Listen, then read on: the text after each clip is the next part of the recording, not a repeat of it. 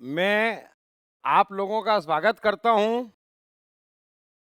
और जो वेबकास्टिंग पे हमारे साथ लाइव देख रहे हैं, उनका भी स्वागत करता हूं और हमारी आगे की यात्रा शुरू करते हैं।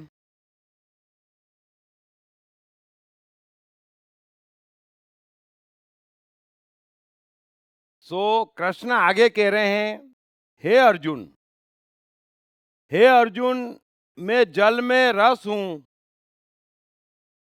चंद्रमा और सूर्यों में प्रकाश हूँ, संपूर्ण वेदों में ओंकार हूँ, आकाश में शब्द और पुरुषों में पुरुषत्व हूँ। हे अर्जुन, मैं पृथ्वी में गंध और अग्नि में तेज हूं तथा संपूर्ण भूतों में उनका जीवन हूं और तपस्वियों में तप हूं। वाह! कृष्ण की चेतना अकल्पनीय है। कृष्ण जहां बैठे हैं, जहां जिए हैं, जो उन्होंने अनुभव किया है, कृष्ण को कभी भी एक पल ऐसा नहीं लगता कि ये कुर्सी मुझ में नहीं है, ये कण मुझ में नहीं है, ये मनुष्य मुझ में नहीं है। तो भेद है ही नहीं। वे जो भी बोलना चाहते, उनके मुंह से मैं ही निकलता। वे ये नहीं कहते कि ऐसा है कि परमात्मा की दो प्रकृति है, एक जड़ है और एक चेतन है। मेरी दो प्रकृति है, मेरी शरण आ, मुझसे प्रेम कर, मुझसे आसक्ति कर। आप कल्पना तो करें, न भूतो न भविष्यति, किसी को ये एहसास हो जाए, कमाल है। कृष्ण अपनी उसी बात को आगे बढ़ाते हुए कह रहे हैं कि हे अर्जुन, ये संपूर्ण जगत का कण कण मेरी दो प्रकृतियों से बना है, एक जड़ और एक चेतन। इसलिए किसी भी कण में और मनुष्य में सीरियस मान के फर्क करना,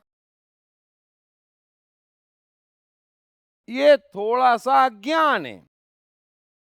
कण में भी मैं हूं, हर कण में भी चेतना है जिसे आप निर्जीव कहते, और हर मनुष्य में भी जड़ है जिसे आप सजीव कहते। ये एक गहरी बात, एक गहरा विज्ञान, एक गहरा सत्य कृष्ण कह रहे हैं। जितने भी सत्य, जितने भी विज्ञान कृष्ण ने कहे, सबके सब कमाल कहे। सवाल यही है कि हमारे सवालों का अंत कैसे आए। अर्जुन के भी अनेक सवाल है जिस कारण से वो युद्ध नहीं कर पा रहा है, और अज्ञान की एकमात्र निशानी है संशय, कंफ्यूजन। हम कंफ्यूज्ड क्यों हैं? अरे दो ही चेतना है, दो ही प्रकृति है, एक परमात्मा, एक जड़ है, बस इतनी छोटी सी बात है। कृष्ण कह रहे हैं अंतिम ज्ञान है, फिर अन्य किसी ज्ञान की आवश्यकता नहीं। चेतन हमारा जीवन है, चेतन परमात्मा का स्वरूप है, चेतन परमात्मा है और वो ही जीवित है, वो ही सजीव है, और बाकी सब जड़ है। अब जड़ों में भेद क्या, जड़ों का जीना क्या, जड़ों का मरना क्या? जड़ कभी मरती नहीं, जड़ कभी पैदा होते नहीं, जड़ता है वो, सिर्फ परिवर्तित होती। इस बात को समझना। हमारा शरीर भी परिवर्तित होता, जो 5 तत्वों से बना है। हमारे मन बुद्धि अहंकार भी परिवर्तित होते, ये जड़ता की निशानी है, और उस जड़ता में हम सीरियस हो जाते। यही हमारा कमाल है, यही हमारा ज्ञान है। जो परिवर्तित है, जो सत्य नहीं है, जो है ही नहीं, कायदे से है ही नहीं, माया है, उसको मन बुद्धि अहंकार सीरियस बनाती। हम उसको बड़ी सीरियसली लेते और समझते कि यही जीवन है। ये जीवन नहीं है। जड़ जी नहीं सकता। जड़ के पास जीवन है ही नहीं। और हम चारों ओर निगाह उठा लें, चारों ओर हम निगाह उठा ले, क्या जीवन है? क्या हम जिंदा हैं? और जिंदा ऐसे होते? हमसे तो ये वस्तु अच्छी, हमसे तो ये लकड़ी अच्छी, हमसे तो ये लोहा अच्छा, जो आग में तपता और कन्वर्ट हो जाता, हंसी हंसी, रोता नहीं, चिल्लाता नहीं, कुछ भी नहीं करता। हम जिसे जीवन मान रहे, जिसे प्राण मान रहे, जिसे चेतना मान रहे, वो जीवन नहीं है। लेकिन उसी का ज्ञान, उसी की चर्चा, उसी को जीवन मानते और उसी में सीरियस हैं। ये एक कमाल का सत्य है और कमाल की बात है। थोड़ा इस बात का एहसास करो, थोड़ा इस बात का एहसास करो। मैंने कहा कृष्ण के जीवन में क्या सीरियस है? अपनी लिस्ट बनाओ और कृष्ण के जीवन की लिस्ट बनाओ।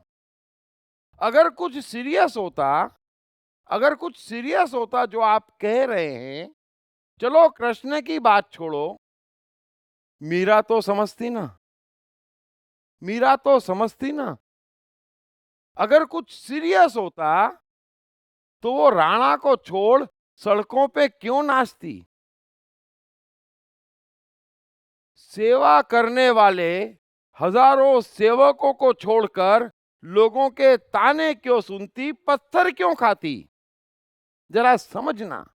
अगर सीरियस होता जीवन, अगर ये खेल इतना सीरियस होता, लेकिन मीरा में प्राण आए। अगर वो राणा क्या पड़ी रहती तो प्राण नहीं थे। उसे चिंता प्राणों की थी, उसे चिंता परमात्मा की थी। अगर सीरियस होता तो क्राइस्ट हंसते हंसते सूली कैसे चढ़ते? अगर सब कुछ सीरियस होता कि मैंने इतना किया और मेरा अपमान हो गया, ये मेरी नहीं सुन रहे, और मैं इनका भला चाहता, सत्य कह रहा, ज्ञान दे रहा हूं और मुझे ही किले ठोक रहे, मामला बड़ा सीरियस है। अगर सीरियस होता तो लेकिन जड़ है, जड़ है, कुछ सीरियस बात नहीं है इसमें। सीरियस कुछ भी नहीं है इसमें। आप इतिहास उठाकर देखें। हम कह देते ये भगवान है, तो क्यों है? क्योंकि उन्हें माया और चेतन का फर्क मालूम है। आप इस बात को समझें। इसीलिए मैं कहता हूं कि जिनको आप भगवान कहते, जिनको आप पूजते, उनको पूजते क्यों? क्योंकि आपको लगता इनके जैसा ना बना जा सकता और इन्होंने जो किया ना करा जा सकता, है ना? तो पूजने से छुटकारा मिल जाए, नो एंट्री का बोर्ड लगा देते। इनका ज्ञान नहीं चाहिए, इनका जीवन नहीं चाहिए, सिर्फ पूज लो। तो कृष्ण जो कह रहे हैं ये एक सत्य है और इसको भीतर उतार लो, सब टेंशन दूर, और जीवन तो कहां का कहां पहुंच जाएगा। जड़ है, वो जड़ है। फिर जड़ में रामलाल श्यामलाल नहीं हो सकता, जड़ में हिंदू मुस्लिम नहीं हो सकता, जड़ को सफलता नहीं हो सकती, जड़ की असफलता नहीं हो सकती, जड़ को दुख नहीं हो सकता, जड़ का कोई नहीं हो सकता और जड़ किसी का नहीं हो सकता। इस बात को समझो। ये कुर्सी है, पड़ी है, एक उठेगा दूसरा बैठेगा। न कुर्सी आपकी हो सकती, न आप कुर्सी के हो सकते कि जीवन भर के लिए यहीं बैठ गया। जड़ से जड़ का मिलन बिछड़ने के लिए होता। सारा जड़ परिवर्तित है। आप फिल्म देखने जाते, एक शॉट आया, और वो स्टील हो जाए, परिवर्तित ही ना हो, तो कैसा लगेगा? तो ये परिवर्तित जीवन है, वो बदलता रहता सीन। हमारे जीवन में भी मन बुद्धि के कारण सब कुछ बदलता रहता और हम उसको झेलते और हम समझते बड़ा गंभीर विषय है। तो मेहरबानी करके आज के बाद समझ लेना कि कुछ भी सीरियस नहीं है। एक जड़ है, एक चेतन है। अभी हम चेतन को, जीवन को, प्राण को जानते नहीं है। अरे हमारा चैतन्य हमारे शरीर को छोड़ के चला जाता, शरीर ये का यही है, नाम भी आपका वही है। जिस चीज को आप अपनी प्रॉपर्टी मान रहे थे वो भी वहीं के वहीं है, वो भी आप ही के नाम पे है। लेकिन प्राण चले गए, परमात्मा चले गए, तब आपको समझ में आता, अरे हाँ, हम तो यहीं के यही हैं, पूरे के पूरे हैं, लेकिन जड़ है। जड़ है ना, न खा सकते, न पी सकते, न गले मिल सकते, न दुखी होते। कोई लाश किसी को उठ के कहती नहीं मत चिंता पालो, मत रो, कहती जड़ है।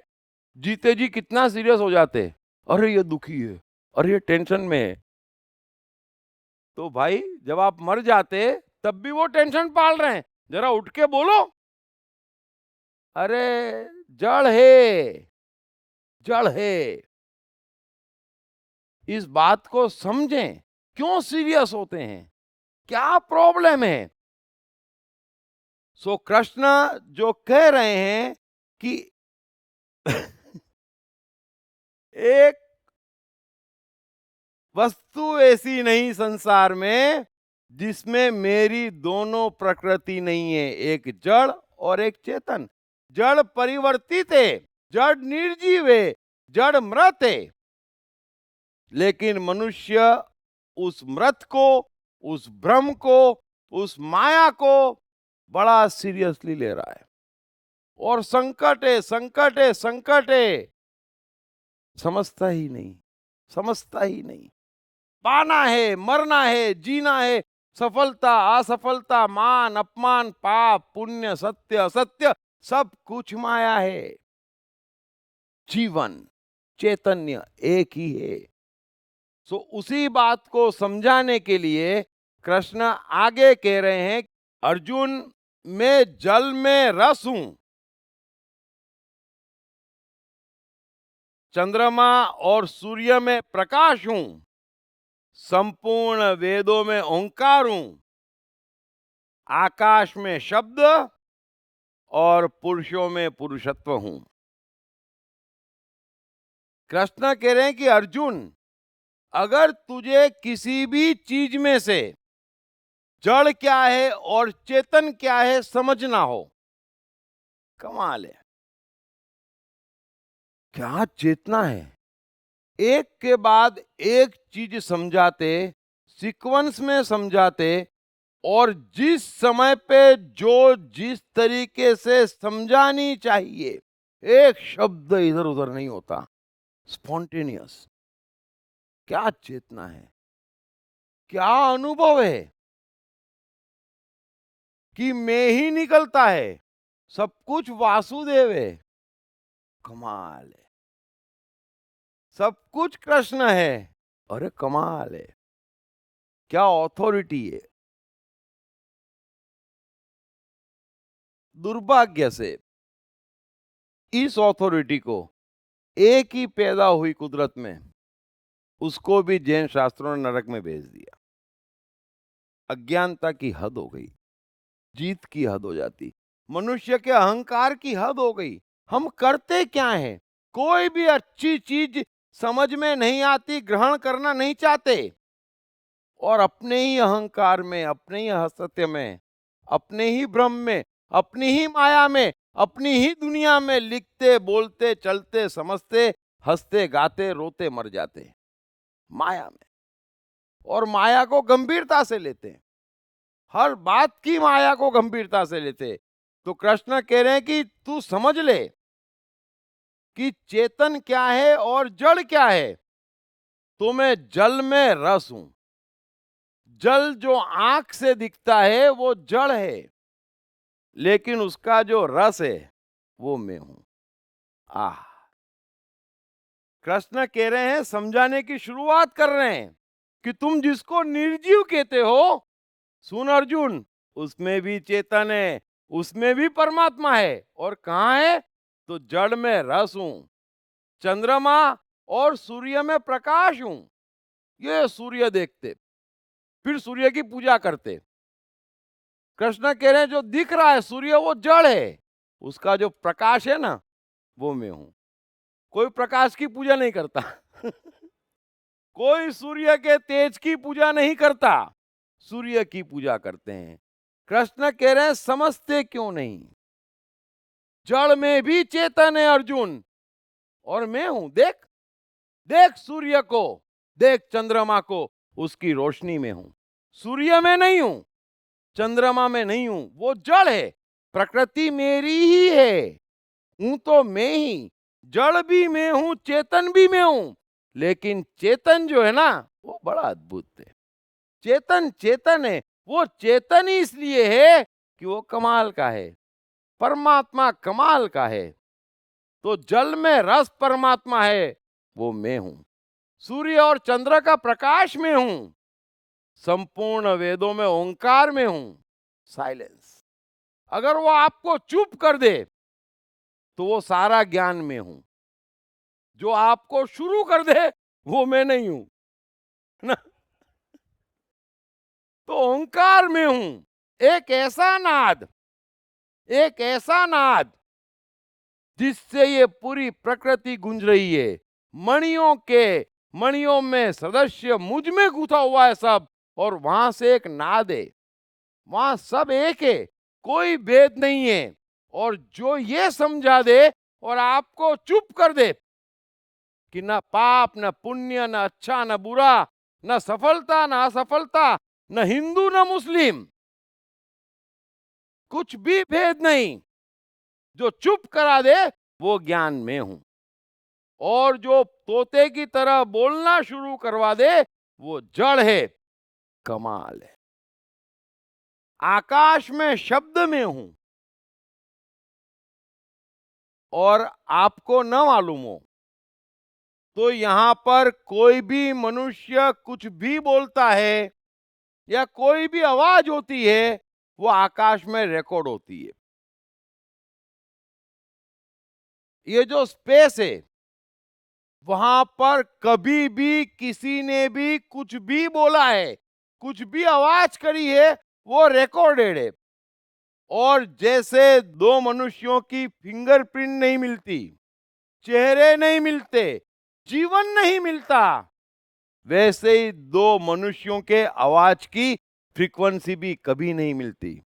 खरबों खरबों और खरबों मनुष्य आएंगे और जाएंगे करोड़ों साल में, लेकिन परमात्मा की क्रिएटिविटी का अंत नहीं है। सब नया, सब नया, सब यूनिक, सब अद्वितीय। थोड़ा सा इंतजार कर लो। विज्ञान जिस दिन फ्रीक्वेंसी पकड़ लेगा और आकाश से आवाज नीचे ले आएगा, उस दिन इतिहास चेंज हो जाएगा। जिनकी पूजा हो रही है मालूम पड़े तो गड़बड़ कर दी थी, और कई ऐसे होंगे जिनको आप शैतान समझ रहे हैं और महान निकल जाएंगे ना, और सारा इतिहास झूठा हो जाएगा। सो आकाश में शब्द में हूं, इतना विशाल हृदय है। कुछ भी बोल लो, कुछ भी कर लो, कोई फर्क नहीं पड़ता। सब रिकॉर्डों के ऊपर सुरक्षित है, मेरे पास सुरक्षित है। मैं दृष्टा हूं, मैं सामने से रिटर्न में कोई आवाज नहीं करता। आकाश में शब्द हूं। आप बोले गया, आप बोले गया। यहां तो वो बोलता, हमको लगता। आकाश में हूं, वो करता, हम देखते, 10 को बोलते। अरे आप देखो ना, देख लिया, रिकॉर्ड हो गया, गया, उसने किया, उसकी समस्या आकाश में शब्द में हूं और पुरुषों में पुरुषत्व में हूं। पुरुषत्व का अर्थ होता है कर्म, और ऐसा कर्म जिसमें आपका संपूर्ण अस्तित्व लगा है, उसी को कहते हैं आत्मा से काम किया, तन मन धन से। यह नहीं मन कुछ, बुद्धि कुछ, अहंकार कुछ, तो पुरुषत्व क्या होगा? वो तो फिर माया का कर्म हुआ। माया में भटकेंगे, माया मिल रही है, माया में मनुष्य कर्म कर रहा है, माया में फल पा रहा है, माया में रो रहा है, माया में खुश हो रहा है और मर रहा है। तो कृष्ण कह रहे हैं कि पुरुषों में पुरुषत्व में हूं। 24 घंटे कृष्ण को आप देखेंगे, जिस पल में हैं, जहां हैं, जैसे हैं, पूरे हैं। और एक और कमाल था कृष्ण का, एक पल में पूरा अस्तित्व परिवर्तित, एक पल में। सारथी बन के आए तो सारथी, युद्ध का मना किया तो गुरु ज्ञानी, वो निपटा, फिर सारथी।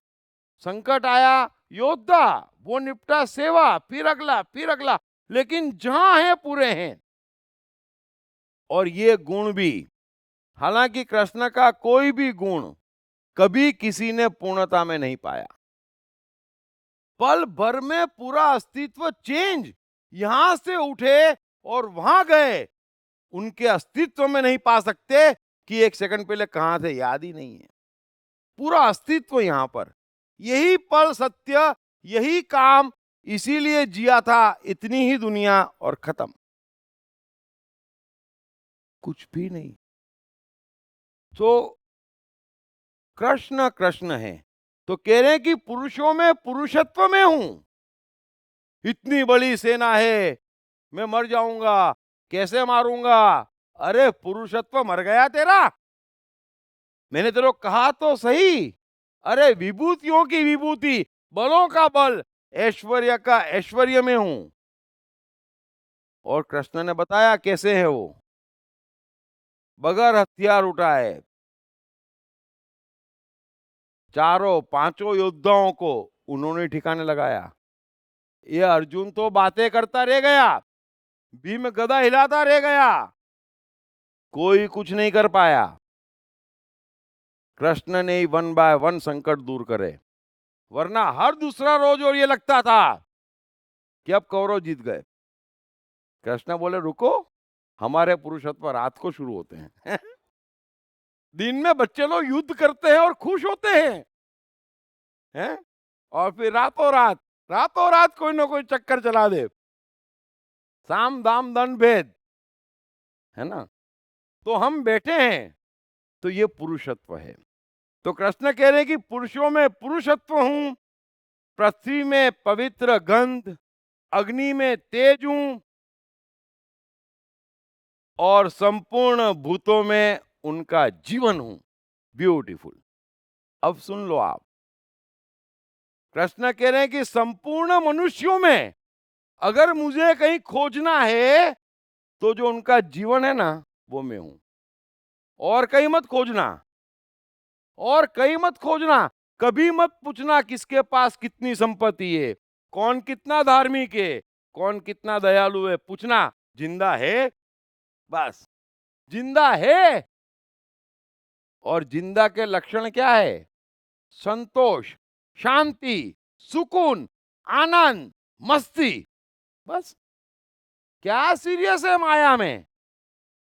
तो जिसके जीवन में यही यही है, वो मैं हूं, जीवन में हूं।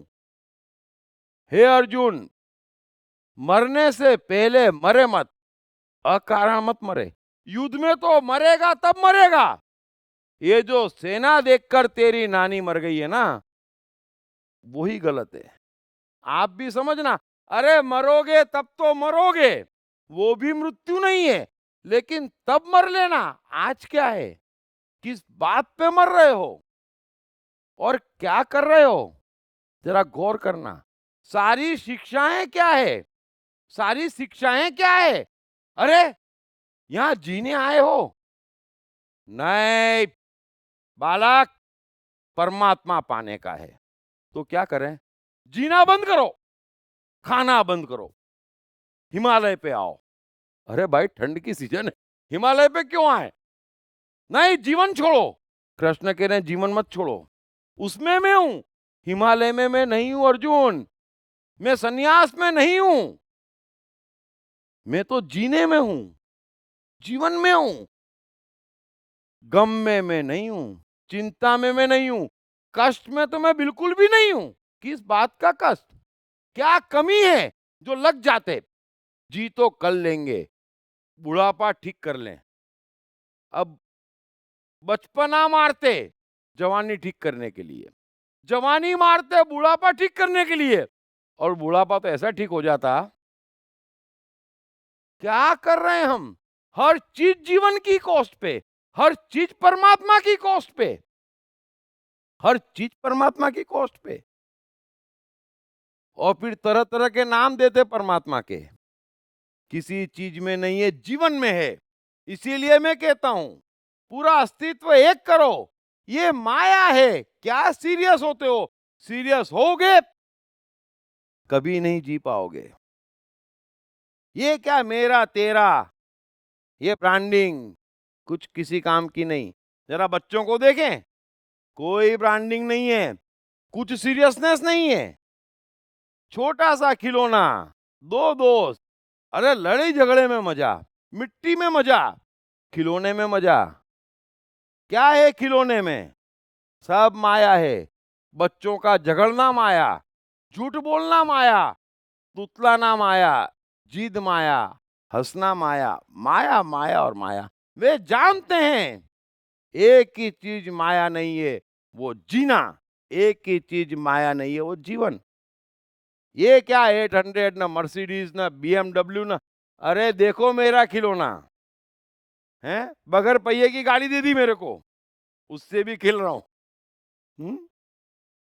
प्लास्टिक की इतनी गाड़ी से, वो इतनी गाड़ी से जू जू चलाता, और यूं चलाता, देख मम्मी न्यूयॉर्क से चला, ये लंदन उतार दिया। उतर भी जाता, और वाकई जाता, वाकई उतरता, और हम वाकई यहां से US की फ्लाइट, और ये बहुत लंबी है, उतरते नहीं, चढ़ने में भी मरते, बैठने में भी मरते, उतरते तो मरते ही मरते, है ना? तो समझे माया है। क्या सीरियस है, क्या सीरियस है? ये एक फिल्म चल रही है। कृष्ण कह रहे हैं सब कुछ माया है। आपके सामने जो है वो जड़ जो है और जैसा है, समझ लेना। सामने जो जड़ है वो जो है और जैसा है, उससे खेल लो, कुछ सीरियस नहीं है। और उसी से खेल सकते जो सामने है। हे गाड़ी, कमाने में मजा आ रहा है, कमा लिया, वापरो, खूब खेलो उससे, खूब खेलो जो है उससे, लेकिन खेलो, समझ लेना, खेलो, फिर उससे आगे के चक्कर में मत पड़ो। इस माया को समझो। सारे जड़ आपके उतने ही समय के लिए है जितने समय के लिए वो जड़ आपके सामने है। आप घर पे हैं, उतने समय के लिए घर आपके साथ रहता। आप घर से निकलते, गाड़ी में बैठते कि गाड़ी आपकी हो जाती। आप गाड़ी से उतरते, ऑफिस पे चढ़ते कि ऑफिस आपकी हो जाती। घर पे हो तो घर से खेलो, ऑफिस में हो तो ऑफिस से खेलो, गाड़ी में हो तो गाड़ी से खेलो। हम ऐसा नहीं करते। गाड़ी में भी 4 घर, 2 दुकान, 25 टेंशन, 40 रिश्तेदार, 10 समस्याएं लेके चलते। अब ऐसा आदमी पैदल क्या, मर्सिडीज क्या, BMW क्या और हवाई जहाज क्या? आप कहाँ हैं गाड़ी में? आप कहां खेल रहे हैं, बच्चों को देखे। जीवन है, जड़ से खेलने के लिए है, लेकिन जड़ से खेलो, गंभीर नहीं होना है। ठीक है, रोल है, निभाना है, एक्टिंग करनी है, बेस्ट परफॉर्मेंस दो, बेस्ट परफॉर्मेंस दो, है ना। कृष्ण की तरह, बच्चों की तरह। बच्चे कितना सीरियस हो जाते, क्या परफॉर्मेंस देते। वो घर घर खेलते, सच में घर बन जाता है ना, कितना डूब के। और फिर घर टूट जाता, घर भूल जाते। खेलते तो जहां है, जो कर रहे हैं, कृष्ण कह रहे हैं पुरुषत्व में हूं, उसको पूरी ईमानदारी से करो, उसमें जियो, उसी के हो जाओ। मजा आ गया। फिर आगे बढ़े, आगे हो गए कृष्ण की तरह। कृष्ण जिस व्यक्ति से बिछड़े, बिछड़ गए, जिससे मिले उसके हो गए, जो जगह छोड़ी, छोड़ दी, जब तक जहां थे उसी के रहे। जीते जी भी जहां थे वही हैं, वही दुनिया है। अब मैं हस्तिनापुर बैठा हूं, तो मेरी दुनिया क्या है, हस्तिनापुर है। द्वारका, कौन सी द्वारका, नाम सुना सुना लगता है नहीं नाम सुना सुना लगता है। ये द्वारका क्या है, मैं हस्तिनापुर बैठा हूं, पूरा अस्तित्व हस्तिनापुर है, और खेल रहा हूं। सो भूतों में उनका जीवन में हूं, और तपस्वियों में तप हूं। तो जीवन मार के, अपना वर्तमान आनंद मार के, वर्तमान मस्ती मार के, कष्ट पाके, आप जो कुछ भी कर रहे हैं वो जड़ की दुनिया में भग रहे हैं, और जड़ की दुनिया में भग रहे हैं, उसी के सारे दुख हैं। सब जड़ है, सब जड़ है, और जड़ बद्दू रमकड़ू छे, खेले जाओ। कुछ सीरियस नहीं होने का, कुछ सीरियस नहीं है जो कृष्ण कहते हैं। अच्छा बुरा, पाप पुण्य, सफलता असफलता, मान अपमान, कुछ नहीं है, खेल जा। अर्जुन ये युद्ध है ना, ये युद्ध है, खेल जा, खेल जा और खेल जा बस। मैं भी आपसे कह रहा हूं, जीवन एक युद्ध है, पल पल परिवर्तित है सब कुछ। वो जड़ है, परिवर्तन का मोह क्या, परिवर्तन की जीत क्या। अरे जो है ही बेवफा, यहां की हर चीज बेवफा है, जड़ की दुनिया की हर चीज बेवफा है, उससे वफा की उम्मीद किए बैठे हैं, और बड़ा सीरियस है। अरे अपने से वफा कर लो, मरना ही मत 10,000 साल तक, होने वाला है। अपने से वफा निभा नहीं पा रहे, जमाने से वफा करते। अरे एक विचार पकड़ते, छोड़ो मत। एक दुख पकड़ते, छोड़ो मत। अरे एक मस्ती पकड़ते, छोड़ो मत। सब छूट जाता है, सब परिवर्तनशील है, सब मिलना बिछड़ना जड़ का है, उसमें क्या सीरियस होना, जो मिल गया। अरे कृष्ण संकट में फंसते तो क्या करते, अभी सोचना पड़ेगा, सोचने का मजा लो, है ना। अब रुक्मणी से प्यार हो गया, लेकिन रुक्मणी राजकुमारी और ये महाराज ग्वाले, तो कृष्ण को भी लगे ये पढ़ी लिखी, इतनी ब्यूटीफुल, और सब जानती है, शास्त्र, घुड़सवारी, बोलना चालना, और मैं तो। लेकिन क्या फर्क पड़ता है, रुक्मणी से प्यार हो गया ना, सपने तो देख सकता हूं, मस्ती तो ले सकता हूं, अकेले में बैठ के उसकी सोच तो सकता हूं। कोई रोक टोक है, कोई रोक टोक नहीं है। लेकिन एक चीज तय करी कि रुक्मणी को पाना है कृष्ण, ऐसा चलेगा नहीं लंबा। और वो जहां से आ रही है, वहां से अच्छी सुविधा में रख सकूं तो ही लाना है ना। तो फिर क्या करना पड़ेगा, कमाना पड़ेगा। और कृष्ण ने बिजनेस शुरू किया। कृष्ण जीवन में जब जहां बढ़े, उनको बढ़ाया स्त्रियों ने ही। तो ये जो कहते हैं ना स्त्री माया है, उन्हें कम से कम कृष्ण के मंदिर नहीं जाना चाहिए, खास करके स्वामी नारायण को। स्त्री माया है, वो उनके वो मुनि, स्त्रियों हटो हटो हटो, क्या हुआ, मुनि आ रहे हैं। अच्छा आप किसके भक्त हैं, बोले कृष्ण के। कृष्ण वहां से चिल्ला रहे, नहीं नहीं नहीं नहीं, मेरा इनसे कोई वास्ता नहीं है, बोले।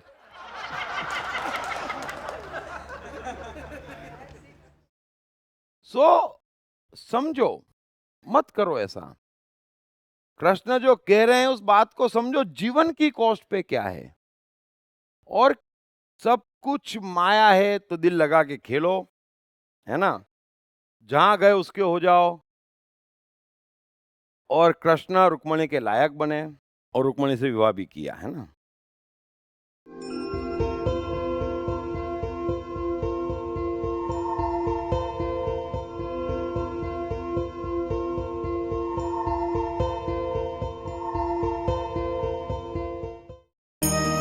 कृष्ण मन और जीवन के मास्टर। कृष्ण एक प्रेमी, एक कलाकार, एक गुरु, एक राजनेता, एक व्यवसायी। कृष्ण शून्य से सृजन करने का एक श्रेष्ठ उदाहरण। कृष्ण जो कठिनतम परिस्थितियों में भी हंसते हुए जीने की कला सिखाते हैं। कृष्ण जिन्होंने जीवन का हर युद्ध जीता। दीप त्रिवेदी द्वारा लिखित किताब मैं कृष्ण हूँ। ये किताब कृष्ण के संपूर्ण जीवन पर रिसर्च करने के बाद कुछ इस साइकोलॉजिकल अंदाज में सिलसिलेवार रूप से लिखी गई है कि जिसे पढ़ते पढ़ते आपका जीवन भी बदलता चला जाएगा। मैं कृष्ण हूँ। ये किताब अंग्रेजी, हिंदी, मराठी तथा गुजराती में एक साथ atmanestore.com साथ ही सभी प्रमुख ई-कॉमर्स साइट्स पर भी उपलब्ध है। तो भूतों में उनका जीवन हूं और तपस्वियों में तप हूं। ब्यूटीफुल। कृष्ण कह रहे हैं कि आप लोग करते क्या हैं। तपस्वी को देखते हैं, ये बुद्ध है, ये कृष्ण है। अरे बुद्ध और कृष्ण में नहीं हूं, दोनों जड़ हैं, दोनों जड़ हैं। उनमें जो बुद्धत्व है ना, वो मैं हूं। जरा बात में फर्क समझना। जो कृष्ण कह रहे हैं कि तपस्वियों में तप हूं, उसका तप में हूं, तपस्वी में नहीं हूं। और हम कर क्या रहे हैं, तुम लोग कर क्या रहे हो, तपस्वी की पूजा कर रहे हो। तप का, अरे वो तो उसी का। तप हमको नहीं चाहिए, हमको कृष्ण के बुद्ध के गुण नहीं चाहिए। कृष्ण कह रहे तुमको चाहिए ही जड़। जड़ जड़ को ढूंढता है, चेतन चेतन को खोजता है। जिसकी चेतना होगी वो गीता खोजेगा, वो गीता के गुण भीतर उतारने की कोशिश करेगा, वो अपने भीतर कृष्ण को विराजमान करेगा। चेतन चेतन को खोजेगा, जड़ जड़ को खोजेगा। और ये पूरी दुनिया जड़ को खोज रही है, फंसी हुई है। तो कृष्ण कह रहे हैं कि तपस्वियों में तप हूं। तपस्वी का क्या करोगे, तपस्वी का क्या करोगे। तुम जिस भी दृष्टि से तपस्वी को देख रहे हो वो सब जड़ है। तुम उसके कर्म की चर्चा करते वो अकर्म है। तुम उसके शरीर को देखते वो गुण है। सूर्य में प्रकाश में हूं, तुम सूर्य ही देखते रहते। बस इस बात को थोड़ा समझें। जड़ और चेतन, जो कृष्ण ने कहा हमारे में भी है, सामने भी है, और इतनी अच्छी तरीके से कृष्ण ने हमें समझाया कि चेतन बनो और चैतन्य देखो, चैतन्य खोजो, चैतन्य में रहो, और जड़ की दुनिया छोड़ दो। तपस्वी को छोड़ दो, सूर्य को छोड़ दो, है ना, पुरुष को छोड़ दो, जीवन को पकड़ो। अगर किसी को हंसी दे सकते, किसी को मस्ती दे सकते तो दे दो, रुको ही मत, हाथ थामो मत। चलो वो नहीं दे सकते, छोड़ो, कम से कम कोई मस्ती में है, मेहरबानी करके उसको जाके ज्ञान मत दे आओ, है ना, उसको जाके उपदेश मत दो। और हम यही करते। जीवन से ऐसी नफरत है कि कोई थोड़ा सा जी ले या जीता हुआ दिख जाए तो चारों तरफ से पहुंच जाते, अरे तू जीवन बर्बाद कर रहा है, अरे जीने से जीवन बर्बाद हो रहा है, तो क्या करूं, छोड़, कष्ट उठा, संकट उठा, मेहनत कर, अपने को परेशान कर, हंसना छोड़, हंसना छोड़। ये क्या शांति, अरे संतोष भी कोई चीज है, छोड़ छोड़ छोड़, बस। तो कोई दूसरा बैठा है, सज्जन व्यक्ति, बड़ी मुश्किल से, मत छेड़ो उसको। जिस भी चीज में मजा आता माया है। माया में ए क्या, बी क्या, सी क्या, डी क्या, लेकिन ए वाला सोचता ये बी में मजा ले रहा है। ये बी तो कोई मजे लेने की चीज है। देखना जरा, जीवन पे गौर करना, हम कर क्या रहे हैं। उसी को ज्ञान कह रहे हैं, उसी को परमात्मा कह रहे हैं, उसी को सत्य कह रहे हैं।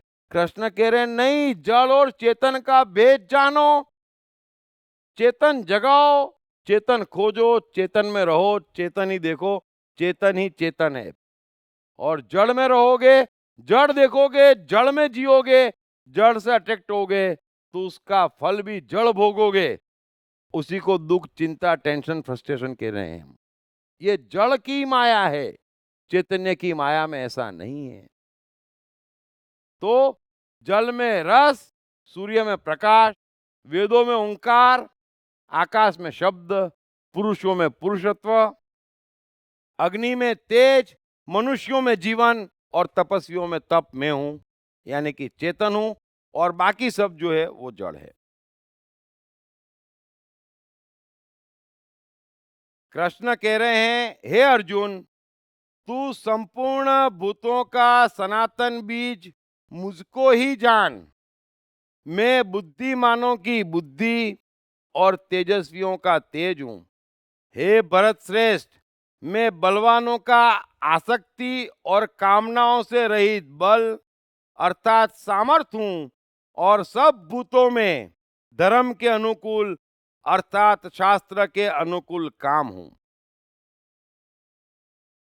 कृष्ण एक बार फिर कह रहे अर्जुन से कि अर्जुन, तू इस बात को समझ, सब भूतों का सनातन बीज, सारे भूतों का चैतन्य मैं हूं। मेरे कारण ही उसका जड़ चलायमान है। मैं बुद्धिमानों की बुद्धि, तेजस्वियों का तेज हूं, और बलवानों का आसक्ति और कामनाओं से रहित बल हूं। ब्यूटीफुल। कृष्ण बड़ा सीधा विज्ञान कह रहे हैं। अगर हम मनुष्य हैं, मनुष्य जन्म लिया है, तो बल और ऐश्वर्य के शिखर पर हमें होना चाहिए। ये भिक्षा मांगना और ये सन्यास लेना, फिर दूसरों के पैसे से आश्रम बनाना, और ये कुछ भी कृष्ण के जीवन में और कृष्ण की गीता में नहीं समा सकता। हम मनुष्य हैं, कोई जड़ में भेद नहीं है, तो फिर जड़ में भेद नहीं है ना।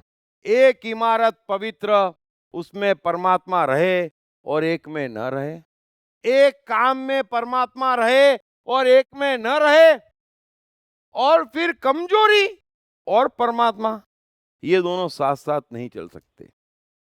कृष्ण को मंजूर नहीं है, होना भी नहीं है।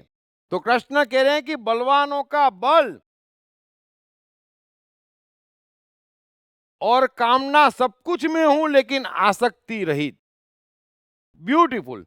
आसक्ति रहित बल में हूं। ये नहीं है कि बिल गेट्स के पास इतना धन है तो उसका है, नहीं।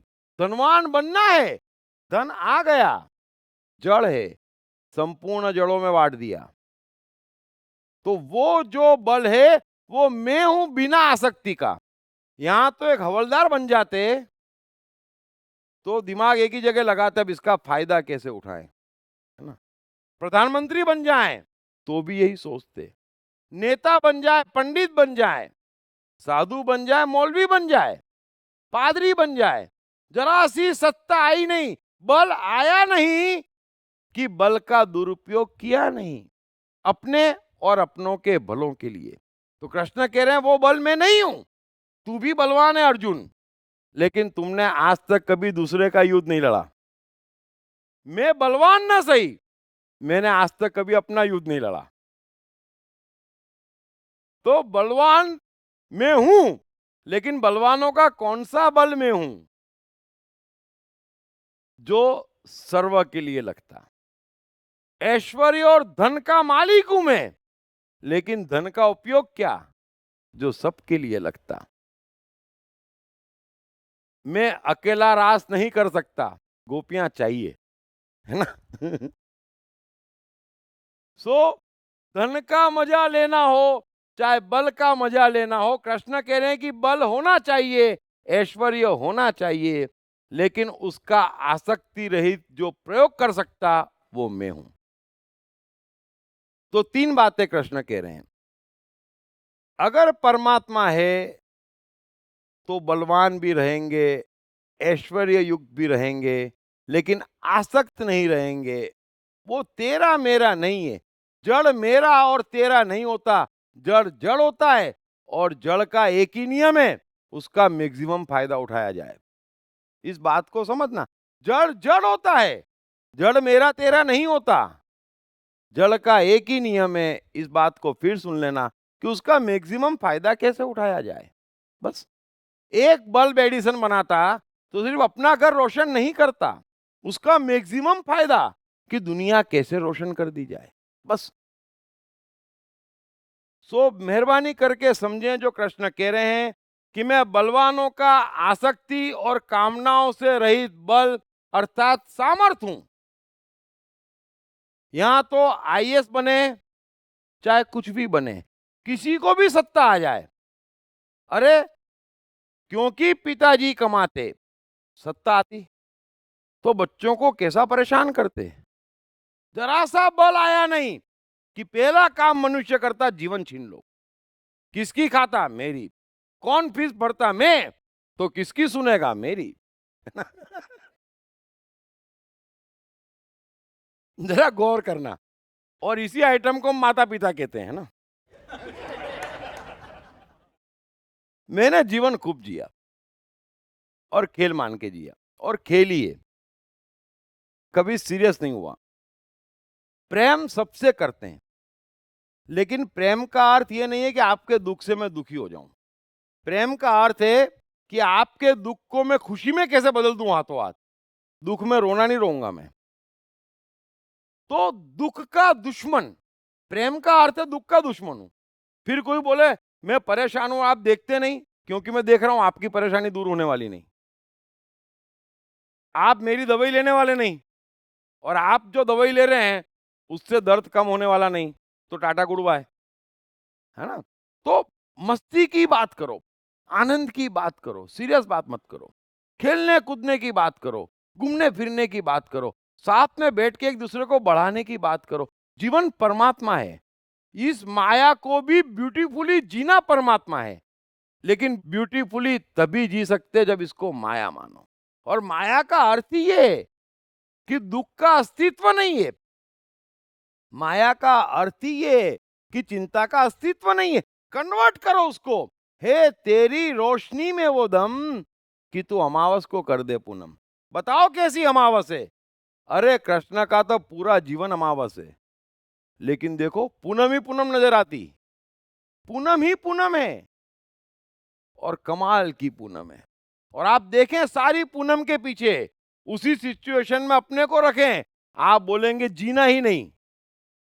और कृष्ण बोले इससे बढ़िया कुछ हो ही नहीं सकता, कुछ हो ही नहीं सकता। वाह क्या चीज मिली है, क्या बात है। तो हे तेरी रोशनी में वो दम, तू अमावस को कर दे पूनम। गंभीर नहीं होना है। मैं कहता हूं ना, यादवास्थली की कोई चर्चा नहीं करता। अरे बेटे हैं कृष्ण, और लड़ कट के पूरा परिवार मर गया। उसमें उनके नाना जी भी आ गए, भाई भी आ गए, बेटे भी आ गए, पोते भी आ गए, रिश्तेदार भी आ गए, लेकिन रमकड़ू छे, माया है। ऐसा नहीं है कि महाभारत में अर्जुन को कह रहे हैं कि ना मरता ना मारता। यही बात वे यादवास्थली के वक्त भी जानते हैं। कृष्ण यही बात जानते हैं, न मरता ना मारता। क्या बात करते हैं। अरे जड़ परिवर्तित है, यहां पर मरना मारना नहीं है। इस जड़ के साथ ब्यूटीफुली जीना है और चैतन्य में जीना है। चैतन्य के बगैर आप जी नहीं सकते। सो अंत में कृष्ण कह रहे हैं, और भूतों में, धर्म के अनुकूल अर्थात शास्त्र के अनुकूल काम हूं। एक चीज पूरी तरह से समझ लेना, मैं आपको इशारे में समझा देता हूं। एक निश्चय, कृष्ण कई बार कह चुके, दृढ़ निश्चय, पूरा अस्तित्व एक होना चाहिए, उसी को शास्त्र सम्मत। और जब आपका अस्तित्व किसी बात से राजी है और अस्तित्व उपलब्ध है पूर्णतया, भाई मुझे ये खाना है और खाना उपलब्ध है, मियाँ बीबी राजी तो क्या करेगा काजी। परमात्मा को एक ही चीज चाहिए जड़ से, कि जो उसका अस्तित्व है पूर्णता में, वो चीज सामने है तो उसको ठुकराना भी गलत, और जो सामने नहीं है उसके पीछे दौड़ना भी गलत। तो अस्तित्व जड़ का है, जड़ में डूबना। और इसीलिए मैं कहता हूं, कोई हंसी में है, कोई मस्ती में है, कोई आनंद में है, कोई शांति में, कोई सुकून में है, मेहरबानी करके उसको कभी मत छेड़ना। सबसे ज्यादा खतरनाक यही कर्म पड़ते मनुष्य को। चलते रास्ते कोई खुश है, उसको सन्यास का भूत चढ़ा देते। चलते रास्ते कोई खुश है, उसको क्या का क्या कर देते। ऐसे ही एक छोटी सी कहानी सुनाता हूं। एक नवयुवक था, 22-23 साल का होगा। अब गलती से एक सन्यासी के कांटेक्ट में आ गया, घर वालों की मेहरबानी से, है ना।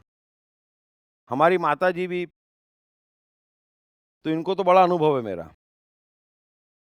तो तरह तरह के वो ज्ञानी पंडित शुरू शुरू में घर पे लाती थी, मैं बड़ी इज्जत से उनको रवाना कर देता था। फिर वो जाते आते कहते थे एक ही बात, कि जब तेरा लड़का ना हो ना तब बुलाइयो। और दूसरी बात सुन लो बाला बहन, तुम्हारा लड़का हाथ से निकल गया। अब वो हाथ से नहीं निकला, तुम्हारी दुकानें बंद कर रहा है ना। तो फिर अक्सर ऐसा होता था कि हमारी छोटी सिस्टर, मम्मी या उनके रिश्तेदार या जो भी घर पे इकट्ठे हो जाते थे, तो मैं तो समझ जाता था आज कोई पंडित बुला रहा है, लेकिन अपन चुप रहो, है ना। और मैं आराम से बैठ जाता था। मैंने बोला आज घर से निकलना ही नहीं है अपने को, कुछ काम ही नहीं है आज तो ये सब पार्टियां टेंशन में। तो फिर आपस में चर्चा कर इसको कैसे भगाएं। तो फिर मेरे को बोले, देख बेटा तू बहुत थका हुआ है, मैं तो फ्रेश हूं, तेरे को आराम की जरूरत है, थोड़ा फ्रेश होने की जरूरत है, ले पैसे रख, घूम फिरा, पिक्चर देखा। अपने को लगता है कि ठीक है अपना फायदा हो रहा है ना, इनको जो करना है करो, चलो मत डिस्टर्ब करो, भी क्या है। लेकिन बड़ा फायदा होता था मेरे को, इस चीज का बहुत फायदा मिला। हमारे पिताजी भी ऐसे थे मेरे जैसे ही। तो वे आते इनको लोगों को ज्ञान देने, मैं ना हूं और पिताजी होते तो वो भी उनको ज्ञान देना शुरू कर देते। सो वो नवयुवक, मैं बात ये कर रहा था कि वो नवयुवक एक सन्यासी के कांटेक्ट में आ गया, और सन्यासी ने उसको ऐसा समझा दिया कि सन्यास ले लो बस, स्त्री और धन ये मनुष्य के शत्रु हैं, सन्यास ले लो। लड़का भी गया। अब आश्रम में तो क्या है, बस एक ही चीज सिखाते कि कितने भी कष्ट हो और बढ़ाते चले जाओ, और बढ़ाते चले जाओ, और बढ़ाते चले जाओ। अरे महाराज क्यों बढ़ाते चले जाओ। तो 2-1 साल तक तो करा उसने, फिर उसको लगा यहाँ तो लाइफ ही नहीं है, तो एक दिन भग गया वहां से। भग गया वहां से कि ये मैं गलत रास्ते पड़ गया, ये कोई परमात्मा परमात्मा नहीं है, ये तो पूरा जीवन बिगड़ गया मेरा, अस्वस्थ हो गया, दुबला हो गया, है ना। भाग गया वो। अब भाग गया तो 4-6 महीने बाद उसको एक युवती से प्रेम हो गया। दोनों ने शादी कर ली। फिर दोनों काम करके एक छोटा सा घर लिया, और उस घर में जब 15-20 रोज मस्ती में रहे, तो उसने आसमान की तरफ देख के बोला कि वाह रे भगवान, हैं तू भी कमाल करता है। पता सन्यासियों का बताता है और रहता प्रेम में है।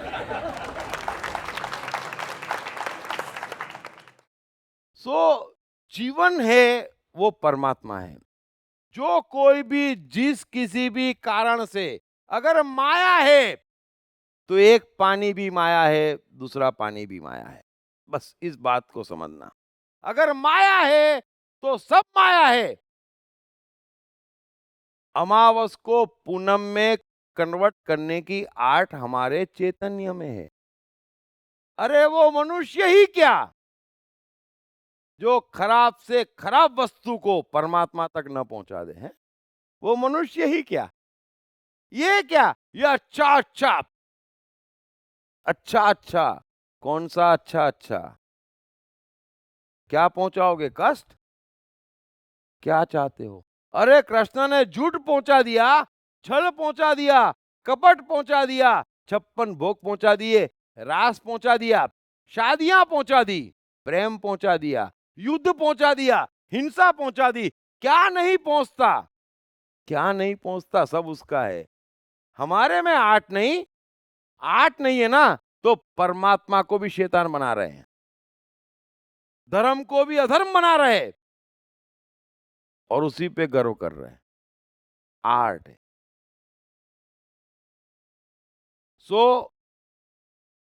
इस बात को आप समझ लीजिए कि जड़ और चेतन, ये दो प्रकृति से कृष्ण कह रहे हैं कि संपूर्ण जगत बना है, उसमें एक ही भेद है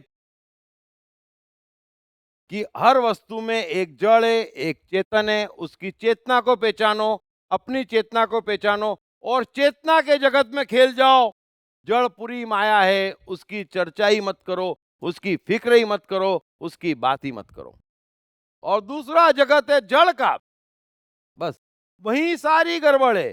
जो जड़ है वो जड़ है और कुछ भी नहीं है। फिर उसमें अच्छा बुरा, पाप पुण्य, तेरा मेरा, मान अपमान, सफलता असफलता नहीं है। वो जड़ है, सब चीज जड़ है। जड़ जड़ है, जड़ जड़ है। क्या जड़ में? चेतन से चेतन में खेल जाओ, जड़ता में जीना बंद कर दो। और कृष्ण ने उदाहरण दिए, सूर्य में प्रकाश, मनुष्यों में जीवन। बस तपस्वियों में तप, तपस्वी नहीं तप। तो तप देखो, तपस्वी मत देखो। तो कृष्ण बता रहे हैं कि जड़ क्या है, चेतन क्या है। मेहरबानी करके आप समझ गए होंगे और आज की यात्रा यहीं समाप्त करनी पड़ेगी। कोई क्वेश्चंस हो तो मैं ले लेता हूं, please. Yeah, I have one question. स्वभाव, समभाव और स्वधर्म, ये सारे पर्यायवाची शब्द है या इसमें कुछ भेद है? अलग अलग अलग अलग है। तो could just explain in brief? वैसे समझा ही चुके हैं गीता में।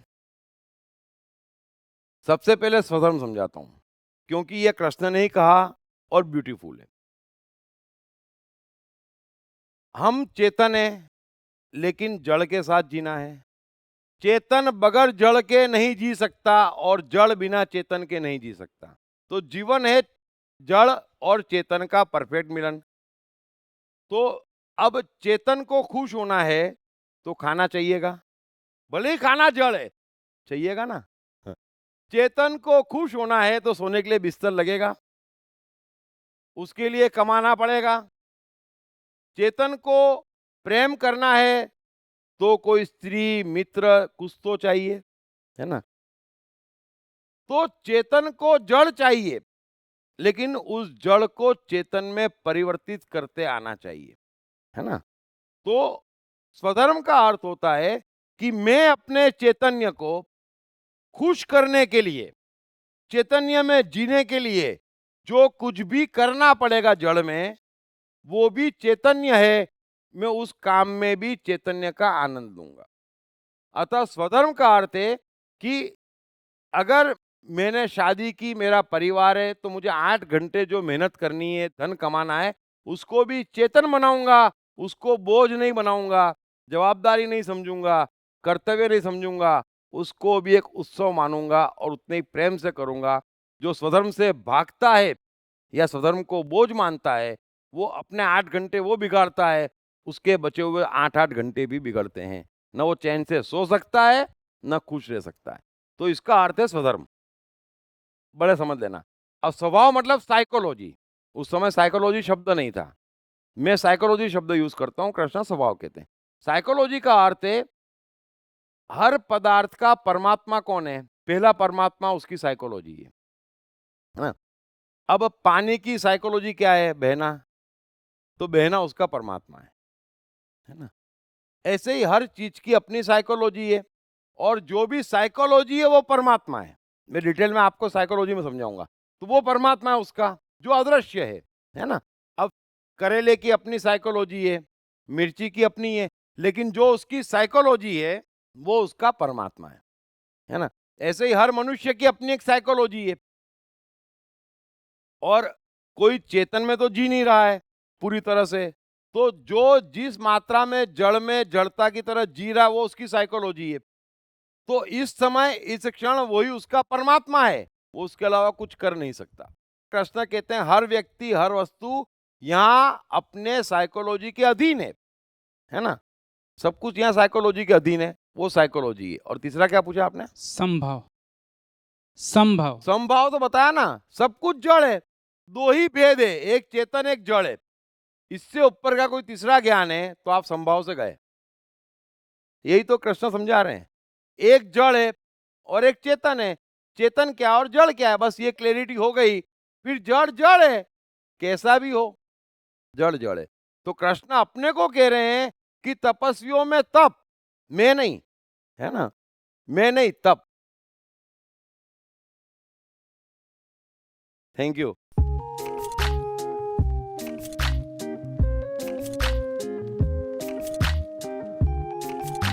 हाय, मेरा नाम शील कुमार अवस्थी है और मैं बैंक में काम करता हूँ as a senior manager. My name is Omkar Kulkarni and I'm a engineering student. मेरा नाम जयराम प्रसाद है, मैं सेल्फ एम्प्लॉयड हूँ। मैंने इनकी बुक पढ़ी I am the mind. Sir ने I am the mind book में बहुत क्लियरली मेंशन किया है कि माइंड किस तरीके से वर्क करता है, कैसे प्रॉब्लम्स को क्रिएट करता है और इसका सोल्यूशन क्या है लाइफ में।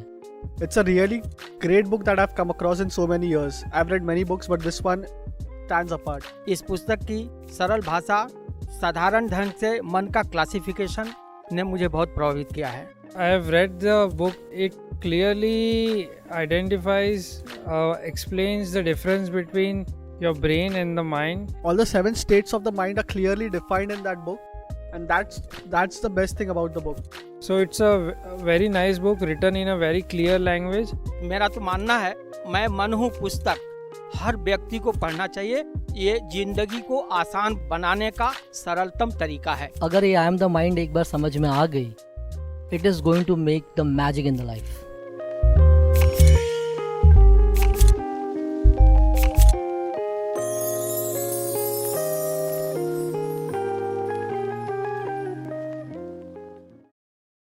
आज के शुभ अवसर पे मैं तो पहले आपके माताजी के चरणों का नमन करता हूँ कि जिन्होंने ऐसे लाल को जन्म दिया कि जो हमें गीता का रहस्य समझा रहे हैं, जैसे कृष्ण भगवान ने महाभारत में समझाया था, और उसमें इतना तल्लीन और इतना रस ले रहे हैं कि देखते ही बनता है कि भाई क्या कहने वाला है, क्या सुनने वाला है।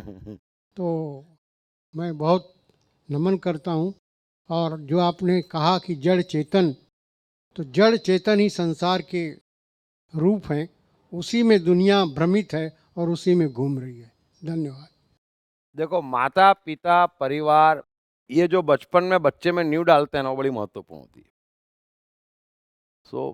हमारी माताजी शौकीन और पिताजी स्वतंत्रता देने वाले, तो दोनों का अच्छा लेके मेरे मस्ती पूरी मम्मी की आई है। ये 2 मिनट बैठ नहीं सकती, है ना? कुछ ना कुछ प्रोग्राम बनाती रहेगी, कहीं घूमने का, किसी को बुलाने का, कहीं खाने का, कहीं जाने का। और पिताजी हमारे बिठा देंगे ना तो बैठ ही जाएंगे, बोलेंगे ये बस सब कुछ यही मजा है ना? तो मैंने दोनों का गुण अपना लिया। जब कुछ अच्छा नहीं बन पा रहा है तो यही मजा है, पिताजी याद कर लो, और कुछ बन रहा है तो अपन माताजी के हो गए, घूमो फिरो मजा लो। प्लीज कोई और सवाल? हाँ सर, ये तो अच्छी बात है कि एक चीज़ में जिसमें है रमना है रम जाओ, लेकिन उसके बावजूद अगर mind branch to branch monkey की तरह जंप करता है तो how to control this restless mind? नहीं, आप उसको समझो कि माया है। अभी आप सवाल माया पूछ रहे हैं, स- देखो मैं हाँ। बताऊं, आप सवाल पूछ रहे हैं, हम्म। बरोबर है, मैं मानता हूं। मेरा बेसिक क्वेश्चन है कि अपने रेस्टलेस माइंड को जो हाँ वही मैं समझा रहा हूँ, वही मैं समझा रहा हूँ। आप सवाल पूछ रहे हैं हाँ इस समय, आप वहां पर बैठे हैं। अब इस समय आपका पूरा इन्वॉल्वमेंट सवाल में होता तो मजा आ रहा है आपको, है ना। मैं बोल रहा हूं, मेरा पूरा इन्वॉल्वमेंट है तो मुझे मजा आ रहा है। आप सुन रहे हैं, आपका पूरा इन्वॉल्वमेंट है तो मजा आ रहा है ना। अब इस समय इसके अन्यथा हम कुछ कर सकते हैं नहीं, लेकिन मन जम मारता है, फिर जरा सी घंटी बजती है, बरोबर, या कुछ भी होता है, या कहीं से खबर आती है, हम शांति से बैठे हो, कहीं से खबर आती है। अब खबर आते ही हमारी शांति भंग हो जाती है। अब वो खबर वहां है, हम यहाँ पर हैं, वो मिलन होगा तब देखेंगे। हमेशा ध्यान रखो जीवन में, हम दूर से संकट देखते और सोचते 3 साल बाद ये होगा। लेकिन आ- यही स्थित प्रज्ञता तो नहीं आ पाती, और यही सबसे बड़ा क्वेश्चन भी है कि हाउ टू ब्रिंग दिस स्थित नहीं। प्रज्ञता इनटू लाइफ। वही तो कृष्ण समझा रहे हैं कि आप समझ लो कि एक जड़ एक चेतन है। हाँ। जड़ परिवर्तित है, चेतन का स्वभाव है अमावस को पूनम करना, चेतन में रहना, चेतन ही चेतन है ना, हर चीज में चेतन है। तो जो आप अभी शांति से बैठे हैं वो चेतन है।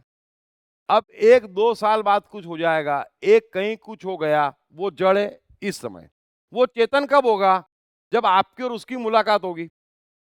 तब तक का जो टेंशन है वो आप अपने को समझाओ कि भाई वो जड़ है। वहां पहुंचेंगे, देखेंगे, समझेंगे, करेंगे। तो हम क्या है कि जो वर्तमान है, जिससे हमारी मुलाकात नहीं, जिस चेतन से जिस जड़ की मुलाकात नहीं, वो असत्य है, वही माया है ना। कृष्ण ये नहीं कह रहे कि सारे जड़ माया है। अगर मेरे सामने गोपियां हैं, रास करने की इच्छा है, तो रास क्या हुआ? माया नहीं हुई, रास उत्सव हो गया। अब महाभारत के युद्ध में खड़ा हूं और सोचूं गोपियों को याद करूं, तो क्या होगा? वो गड़बड़ हो जाती है ना। तो जड़ माया है, उस माया को पूनम बनाना है ना। वो अमावसी है, उसको पूनम बनाना है। तो दुख आए तब समझ लो माया है, जो नहीं है वो माया है, और जो सामने है आहा वो तो परमात्मा ही है। तो सामने युद्ध है। अब अर्जुन बोलता है सन्यास में परमात्मा है, पहले राज्य नहीं था तो बोलता था राज्य में परमात्मा है। तो जो नहीं है उसमें परमात्मा कैसे हो सकता है? कृष्ण के लिए वृंदावन में परमात्मा था, मथुरा में था, द्वारका मिली, कमाया, द्वारका बनाई, तो उसमें परमात्मा था। ऐसा तो जो सामने है उससे अलावा जब हम भागते हैं तो अपने को रोकें, है ना, अपने को रोकें। अभी 2 साल बाद कोई टेंशन आएगा, किसने देखा है, आज से क्यों रोना? अभी आ गया, आ गया, है ना। कोई अपने घर से निकला है तलवार लेके मुझे मारने, खबर आई ना, वो आ तो नहीं गया, रास्ते में कोई उसको मार डाले तो जल्दी क्या है? टेंशन पालना है ना, कोई बात नहीं, आने तो दो, और जब आएगा तब टेंशन नहीं होगा। कोई बंदूक लेके खड़ा हो जाएगा ना, तब टेंशन नहीं होता है। कोई धमकाता है तो टेंशन होता है। जो खड़ा हो ही गया तब क्या करना? वो पूछे क्या करना, अब मैं क्या कर सकता हूं? तेरे को जो करना कर, है ना। तो हमारे हाथ में टेंशन नहीं है, कुछ भी नहीं है। सो अपने को समझाइए कि ये जड़ है, ये चेतन है। जिस जड़ से मुलाकात है उसी में चैतन्य है, जिससे मुलाकात नहीं है वो जड़ है, जड़ है और जड़ है। उसके लिए आज क्यों दुबले होना? अच्छा, एक छोटी सी स्टोरी बोल रहा हूँ और हाँ, उसको प्लीज प्लीज। ध्यान से गौर कीजिएगा, जरा ध्यान से सुनिएगा, और उसके बाद जो क्वेश्चन निकल के आता है उसका जवाब चाहूँगा। इसी तरह से गीता प्रवचन चल रहा था, महाराज प्रवचन कर रहे थे, और जो गीता में बताया जाता है अक्सर महाराज लोगों के द्वारा वो लोगों को बतला रहे थे। उसी समय आकाश में भी एक घटना घट रही थी। एक चील एक सांप को जमीन से लेकर के और ले जाया, दोनों में संघर्ष चल रहा था, और चील के पंजों से सांप गिर जाता है, और संजोग से वो गेहून सांप था, गिर जाता है, और वो उसी पंडाल में गिरा जहाँ पे बाबा प्रवचन दे रहे थे। और तब तो सांप को देखते ही चारों तरफ भगदड़ मच गई, और संयोग बस वो सांप बाबा के पैरों पर से होता हुआ वो भाग बाबा तो अपना धोती वोती संभाल के जल्दी से भागे था, लेकिन उनको मालूम पड़ गया था कि उसने स्पर्श किया है, और उनको पता नहीं कि सांप ने काटा है नहीं काटा है, लेकिन उनको शंका हो गई। अब वो अपने रेस्ट रूम में जा कर के आराम करने लगे। उनका शिष्य आया, बोला बाबा आप क्या कर रहे हैं, लोग वहाँ आपका इंतजार कर रहे हैं। कह रहे ये छोटी सी घटना से बाबा विचलित हो गया, अभी तो बहुत बड़ी बड़ी बातें कर रहे। बोले अरे तेरे को क्या पता नहीं, सांप काट लिया है, डॉक्टर को बुला और देख क्या हुआ है। अभी तक हमने अपना वारिस भी किसी को नहीं नियुक्त किया है, और पता नहीं अगले जन्म में मुझे फिर ऐसा ऐश्वर्य, ऐसे सुख शांति, ऐसा धन संपत्ति मिलेगा कि नहीं। हजारों करोड़ की अपनी जायदाद है, उसका क्या होगा। अब इससे जो क्वेश्चन निकल के आता है, वो उतने बड़े ज्ञान की बातें कर रहे थे, यहाँ वो अपने खुद के जीवन की चिंता करने लगे और फिर वारिस और न पता नहीं क्या क्या। इस स्थिति को आप क्या कहेंगे, उनकी मनोस्थिति को आप क्या कहेंगे? ये सबसे खराब, एक्चुअली मैं कितनी बार कहता हूँ कि ये लोग हंसते ही नहीं है, इनके पास जीवन ही नहीं है। क्योंकि समझो लेकिन आप, उनका भी जो तो एक मेरे तरह से नहीं, ये सोचना ये ठीक है ना कि उनको नहीं पता कि अगले जन्म में वो जड़ होंगे या फिर से इसी तरह से महाराज होंगे या फिर कहीं किसी के नौकर होंगे। ही डजंट नो, उनको मालूम नहीं। लेकिन तो क्यों ना इस जीवन को भरपूर जिया जाए और जहां तक हो सके खतरों से बच के जाया जाए, जहां तक हो सके। तो उनकी भी बात अपनी जगह पे सही है। तो मैं इसको आपको कैसे मैं आपको दो चीज में फर्क समझना है। हाँ। पहली बात मैं आपको बता रहा हूँ, 99% मैंने देखा है, और मैं नाम नहीं ले रहा हूँ, इसलिए मैं हमेशा कहता हूँ कि मैं जिनके नाम लेता हूँ ना वो परफेक्ट हैं, और जिनके नाम नहीं ले रहा हूँ मतलब चर्चा के लायक नहीं है ना। तो मैं रामदेव जी का नाम लेता हूँ, श्री श्री रविशंकर जी, फिर जिनका नाम नहीं ले रहा हूँ वो नहीं ले रहा हूँ। एक बहुत बड़े थे, सब माया है, उनके प्रवचन में, हाँ, सब माया है, पत्नी जैसा कुछ नहीं होता।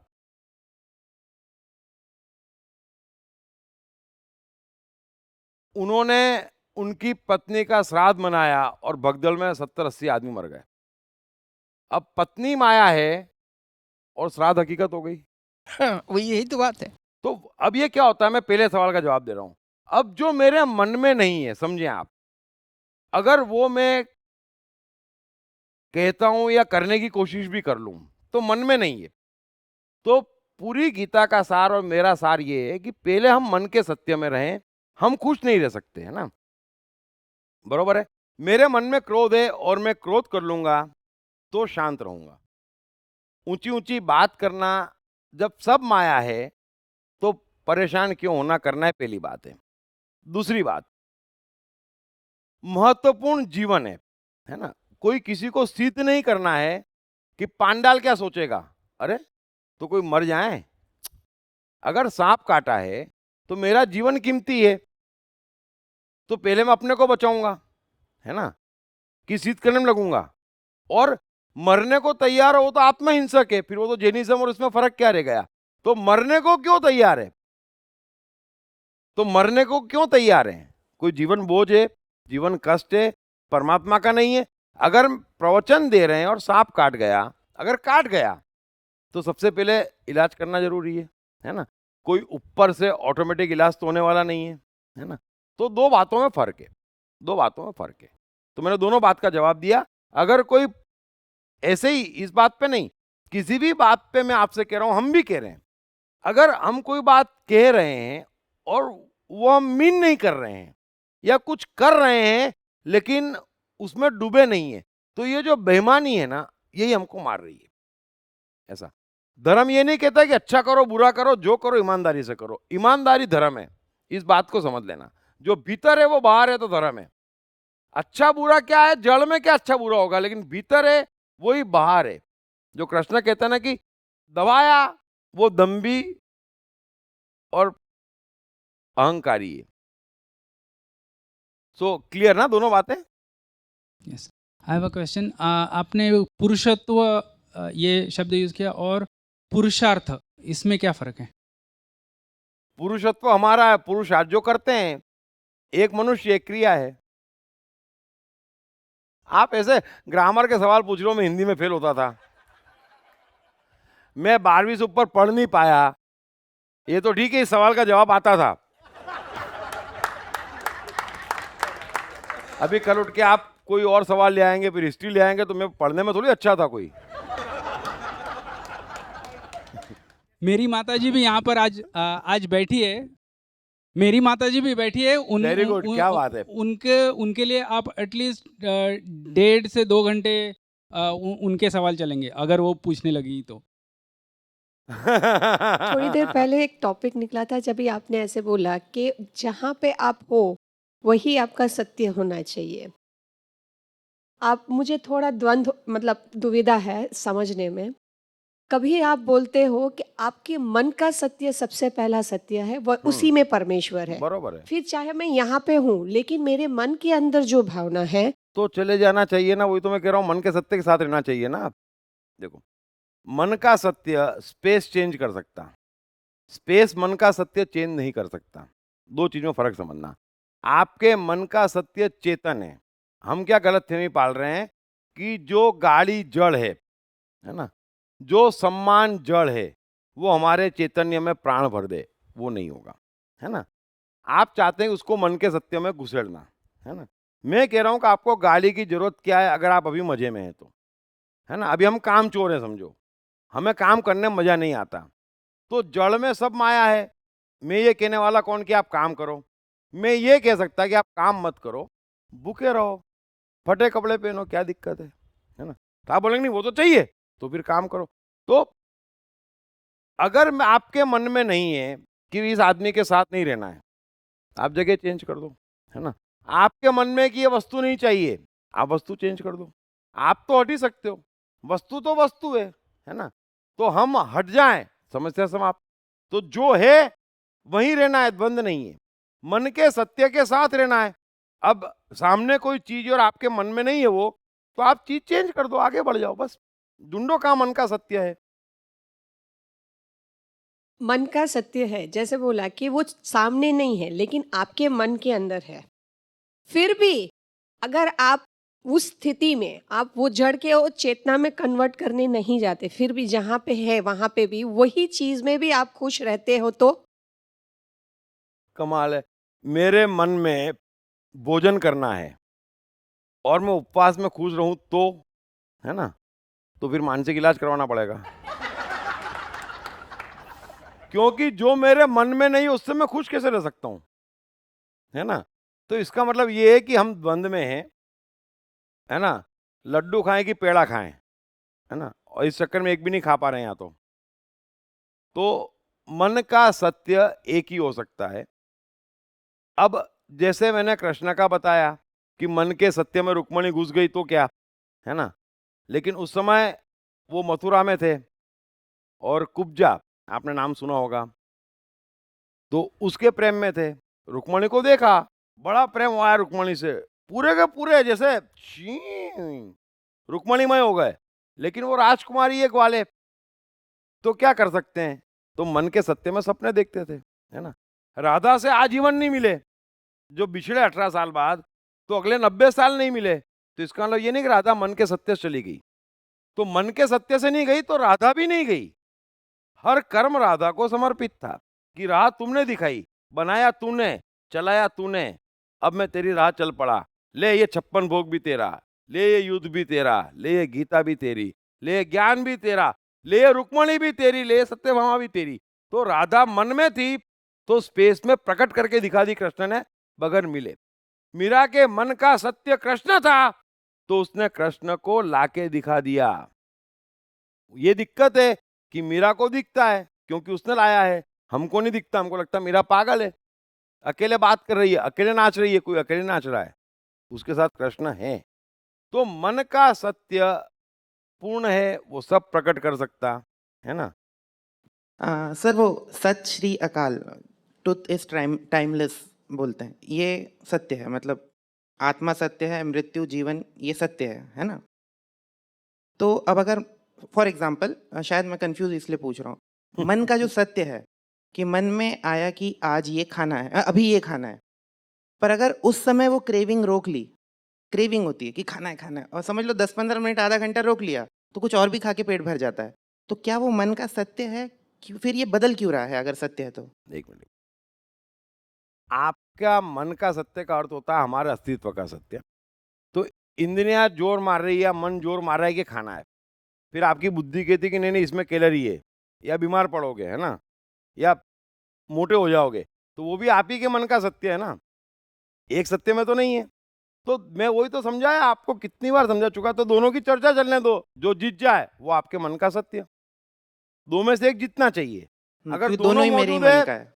अभी क्या होता है कि जैसे ही ना खाएंगे ना तो लगेगा ये क्या, इसकी बात मान ली, खा लेते तो अच्छा था।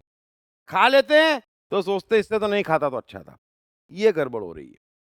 दोनों आपके मन के हैं और यही मनुष्य की दिक्कत है। उसी से निकलना है कि ये जो एक साथ 10-20 आवाजें आ रही है वो क्यों आ रही है, क्योंकि बहुत ज्ञान सुन रखा है। अब जिसको नहीं मालूम था आज से 50-100 साल पहले, या भीम को नहीं मालूम था कुछ चीज कैलोरी होती है, तो गाड़े भर के खाता था ना राइस, कोई दिक्कत थी उसको? तो ये ज्ञान ले आए हम, और हम समझते हम बड़े ज्ञानी हैं। तो फिर भूख तो है ना, क्रेविंग रोकना पड़ेगी, ज्ञान आएगा, यहाँ से क्रेविंग आएगी, यही दिक्कत है।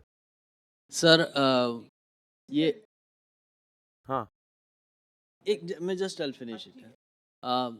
ये बोलते हैं ना, मनसा वाचा कर्मणा, मन से, वचन से और कर्म से, तीनों से जो चीज अपन साथ में लेके करेंगे तो वही ब्रह्म हो जाएगा, वही वो श्री कृष्ण परमात्मा हो गया, परमात्मा हो वो गया। व्यक्ति और वो कर्म हाँ, अर्थात परमात्मा। तो जो भी हम काम करते हैं मन से, वचन और कर्म से करेंगे तो उसमें मजा आ जाएगा। वो परमात्मा ही हो Right? गया, वो हाँ, वो परमात्मा ही हो गया। अदरवाइज कुछ भी नहीं है। वो कर्म परमात्मा का, वो करने वाला व्यक्ति उस क्षण परमात्मा, कुछ गड़बड़ नहीं होनी है। सर ये जो अभी इन्होंने सवाल पूछा था कि मन में भूख लगी और फिर आपकी बुद्धि ने बोला कि इसमें कैलोरीज हैं, क्योंकि हम जैसे शुरू में आपने एक फ्रेमवर्क दिया था हमें, हम फ्रेमवर्क लेके चले थे कंसेप्चुअली कि आप अपने मन के सत्य में जब जिएंगे तो आपका वो आत्मा का सत्य नहीं है, लेकिन जब मन के सत्य में जीते चले जाएंगे तो आप आत्मा के निकट आएंगे। लेकिन अभी ये मन, और अभी आपने फिर अब आप कुछ लेक्चर से ऐसा बोलने लगे हैं कि अपने पूरे व्यक्तित्व का सत्य देखना चाहिए। तो जैसे अभी ये वही मन का सत्य है, वही मन का सत्य है, लेकिन ये अस्तित्व का कैलोरीज सत्य। वाली जो बात है वो तो आपकी बुद्धि बोल रही है आपको, तो वो अस्तित्व में है ना। लेकिन फिर बात वही है कि बुद्धि तो आपको हमेशा मन के ऑपोजिट ही सोचेगी, तो वो कन्फ्लिक्ट तो हमेशा रहेगा ही। वही तो मैं कह रहा हूं कि पहला काम है बुद्धि को और अहंकार को बोल दो कि अब हमें कोई नया ज्ञान नहीं चाहिए, पहली बात। तो आप विवेकानंद हो जाएंगे। विवेकानंद को जिस रोज समझ में आ गया, रामकृष्ण परमहंस ने कह दिया कि नया ज्ञान बंद, तेरी परेशानी की जड़ क्या है, तू ज्ञानी है। अष्टावक्र ने जनक से क्या कहा कि तेरी परेशानी की जड़ क्या है, कि तू धार्मिक होना चाहता है, तू ईश्वर पाना चाहता है। अब दिक्कत यह है कि धार्मिक तू है और ईश्वर तू है, तेरे को रियलाइज करवा सकता, दिलवाऊंगा कहां से, बना कैसे सकता, समझे आप? तो आपने जो शिक्षाएं अब तक सुन रखी वो सुन रखी, नहीं लेना बंद कर दी, समझो नहीं बंद कर दी, तब क्या है, पुरानी चीजें आपके मन से, इंद्रियों से, शरीर से झगड़ा करती रहेगी। तो उनको झगड़ने दो और बोलो कि कोई एक बात बोलो, खाऊं या ना खाऊं, लेकिन बात ऐसी बोलो कि जो करूं उसके बाद में पीछे से कोई आवाज नहीं चाहिए, पछतावा नहीं चाहिए, दुख नहीं चाहिए, है ना। अभी क्या होता है, करें तो परेशान, न करें तो परेशान, है ना। तो वो क्यों होते हैं, क्योंकि आप जल्दी करते हैं और हमेशा मानेंगे बुद्धि की, क्योंकि सारी बातें लाभदायी दिखती, नफा, इज्जत, सम्मान, अपने कैलोरी, शरीर, बात बुद्धि की मानेंगे, क्योंकि बुद्धि की भाषा लोभ की है, मन की भाषा लोभ की नहीं है। वो बोलेगा मरेंगे तो मरेंगे, अगर पेट बढ़ेगा तो पैंट की जगह धोती पहन लेंगे। आप बोलते नहीं नहीं नहीं नहीं नहीं, है ना। तो ये दोनों का चलता। अब सवाल है कि आपकी जरूरत क्या है। अब आप एक्टर हैं तो क्या करेंगे, जवानी में बाप के रोल तो नहीं करेंगे, तो आपको अपने आप होगी, आपका मन जोर नहीं मारेगा और आपकी बुद्धि का कंट्रोल ज्यादा रहेगा, तो योग्य है। तो सवाल है आपकी परिस्थिति की डिमांड क्या है। सब आपका अस्तित्व है, लेकिन धीरे धीरे अपने बोर्ड ऑफ डायरेक्टर्स की मीटिंग करो और उनको बोलो कि एक बात बोल, कि तू बोले वो कर लूंगा, फिर पीछे से दूसरा मत लाना, अरे ये कर लिया होता तो नहीं, नहीं वो नहीं, अभी कर लिया ना कर लिया, अभी बात छोड़, है ना। मुझे मेरा आंसर मिल गया, पर मैं अपना प्रश्न क्लियर कर दूं। मेरा प्रश्न कैलोरी बेस्ड नहीं था, सेम कैलोरी वाले दो अलग अलग खाना है, अब कभी ये खाने का मन करता है कभी ये। मेरा प्रश्न ये था कि मन चेंज होता है, नहीं ये होता, था। होता ना, हाँ कोई बात हाँ, नहीं ना, मैंने सेम उसका कैलोरी वाले मैंने अलग वो भी अलग समझाया था। अभी आप घर से निकले और इच्छा हुई चाइनीज खाने जाना है ना, गाड़ी मोली, चाइनीज रेस्टोरेंट आया और इच्छा नहीं अभी तो इंडियन ही खाना है, गाड़ी तुरंत निकालो चलो। ऐसा करते करते रात को 2 बज गई और खाना नहीं खा पाए, उसमें ज्यादा सुख मिलेगा। और दूसरी बार मन, बुद्धि, अहंकार, अस्तित्व को सबक मिलेगा कि यार मेरे भाई इतना कंफ्यूज करोगे तो हम भूखे रह जाएंगे। सो ये जीवन की सिस्टम है, अनेक आवाज को एक आवाज में बदलना धर्म है ना? फिर एक आवाज को आत्मा की आवाज में बदलना महाधर्म है, ऐसा मान लो। पहले एक आवाज में बदलो, ये जो अनेक आवाजें ज्ञान से ओढ़ रखी है, और फिर चलो ना, होता है रेस्टोरेंट में पहुंच गए और इच्छा होती कि नहीं यार यहाँ नहीं, है ना? फंक्शन में पहुंच गए और लगता नहीं यार अभी घर जाके रो पिक्चर देखने जाते हैं, छोड़ो, निकल जाओ गेट से, कोई रोक थोड़ी रहा है आपको। मन के सत्य के साथ रहो, अपने अस्तित्व के सत्य के साथ रहो। वो घुमा रहा है तो घूमने में मजा है। आप ये क्यों सोचते हैं कि गाड़ी लेके निकले तो यहां से जयपुर ही जाना है, उसमें मजा आएगा? आप कभी निकलना, कहाँ जाना है नहीं पता, जहां स्टीयरिंग ले जाओ वहां चले जाओ, ज्यादा मजा आएगा, है ना? तो ये हमारे मन का स्टीयरिंग है, हमारे अस्तित्व का। अभी अभी 10 मिनट पहले ऐसा लग रहा था ये खाएंगे, ये कोई बड़ी बात थोड़ी है। माया के साथ रहो ना, माया है ना, एक के साथ रहो। नहीं इच्छा छोड़ो, कोई प्रण ले लिया, हम कोई भीष्म है, चाइनीज खा के रहूंगा, अरे नहीं खाना भाई, उसमें क्या है? नहीं इच्छा हो रही है, नहीं खाना, बात समाप्त हो गई, है ना? हाँ सर, ये क्वेश्चन, अंतिम क्वेश्चन मेरे साइड से। प्राकृतिक स्वभाव को त्याग पाना अति कठिन है, तो स्वरूप सिद्ध व्यक्ति अपनी शक्ति की रक्षा इंद्रियों के संयम के द्वारा करता है। क्या ऐसा करना जड़ता है या चेतना की पुकार है? जड़ता है। देखो मैंने अस्तित्व समझाया क्लियर आपको कि इंद्रियां भी अस्तित्व में है।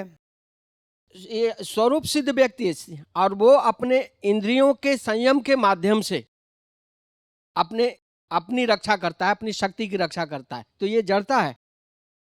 आप संयम किसको कह रहे हैं? वही तो मैं समझना चाह रहा हूँ सर। संयम का मतलब है कि हमारी सिस्टम डिसाइड करे, उसको संयम कहते हैं। संयम का मतलब ये नहीं कि मैं इंद्रियों को मारूंगा ही मारूंगा। अरे भाई इंद्रियां भी भगवान ने दी है ना?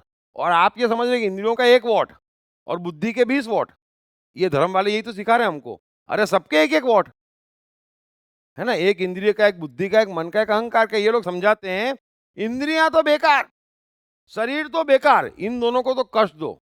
आप कष्ट देके देख लो दोनों को, जीने का मजा ही नहीं आएगा। अरे कोई छोटा बड़ा थोड़ा ही है। हाँ, अब होता क्या है कि भाई इंद्रियों को एक चीज जोर मारी, शरीर के लिए वो योग्य नहीं है, सामने परिस्थिति नहीं है, सारी समस्याएं ऐसी ही छोटी मोटी है हमारे जीवन की। तो बोर्ड ऑफ डायरेक्टर्स की मीटिंग करो, फिर वो बुद्धि समझाएगी, अरे क्या करता है, तेरे को रुक्मणी मिल सकती क्या है? बैठ जा चुपचाप। तो फिर क्या करूं? सपने देखना, कौन रोकता है? सो आप अपने बोर्ड ऑफ डायरेक्टर्स की मीटिंग करो, किसी को दबाना मारना अपने ही है। और अपने साथ ऐसा करोगे और आप ये उम्मीद रखेंगे कि ऐसे लोग दूसरों के साथ अच्छा करेंगे, इस जन्म में नहीं करेंगे। मैं अपनी इंद्रियों को मारूंगा, अपनी बुद्धि को मारूंगा, अपने अहंकार को मारूंगा, अपनी शरीर को मारूंगा। मैं अपना ऐसा शत्रु हुआ पड़ा हूं। आप क्या कल्पना करते हैं कि मैं दुनिया में किसी से प्रेम कर सकता हूं? नहीं, अपने से प्रेम करो। ये सारी चीजें हमारी है, इन्हीं से मजा ले सकते। अब गड़बड़ सरबड़ करती क्योंकि पुरानी है, युगों की है, जन्मों की है, तो गड़बड़ करती ना, तो गड़बड़ का भी मजा लो, आपस में बातचीत करो और एक हल्के जोक से समझाओ, है ना? एकदम से कभी कुछ गड़बड़ हो जाए तो बोलो क्या पागल तेरा सीरियस हो गया, माया है, सुना नहीं था? है ना? और सामने रसगुल्ले मिले तो काहे की माया है, खा जाओ। मिल रहा है ना, टाइम और स्पेस का मिलन हो गया, कोई माया नहीं है, आनंद ले लो। अभी मिलन नहीं हो पा रहा, माया है, माया है। 4-5 बार बोलोगे ना तो आप भी हंस दोगे, हाँ माया है, तो कोई संकट है? सब माया है। तो थैंक यू वेरी मच।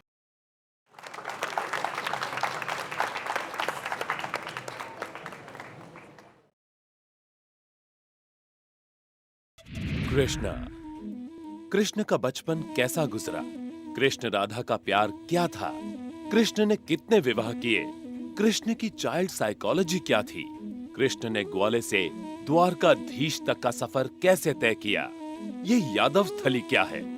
इन तमाम सवालों के जवाब जानिए दीप त्रिवेदी द्वारा लिखित किताब मैं कृष्ण हूँ।